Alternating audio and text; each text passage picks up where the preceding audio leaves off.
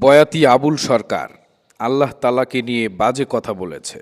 এই বয়াতিরা শীত গ্রীষ্ম বর্ষায় সব সময় চাদর মুড়ি দিয়ে থাকে। ওদেরকে নিয়ে আমার একটু সন্দেহ আছে। ওদের কি গোয়া আছে নাকি ওরা মুখ দিয়েই পায়খানা করে? আল্লাহ তাআলাকে নিয়ে যেই মুখ দিয়ে বাজে কথা বলতে পারে সেই মুখ দিয়ে পায়খানা বের হয়, এটাই স্বাভাবিক। আমার মনে হয় এই আবুল সরকারের নিজের কোনো গোয়া নাই। ও পায়খানা করে মুখ দিয়ে, ওর মুখ দিয়েই গু বের হয়, পায়খানা বের হয়। এজন্যে সেই মুখ দিয়ে সে আল্লাহর নামে বাজে কথা বলতে পারে।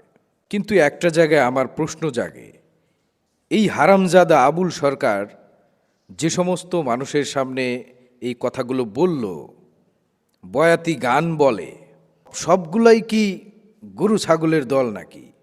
একটাও কি মাইনষের বাচ্চা নাই?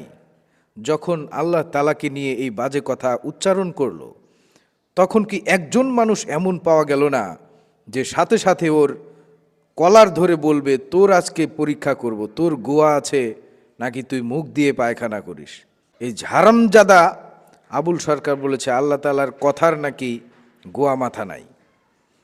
এই কথা যখন বলল, কেউ একজন বলতে পারলো না আল্লাহর কথার কি আছে না আছে সেটা পরে, আগে তোর গোয়া আছে নাকি সেটা দেখতে চাই।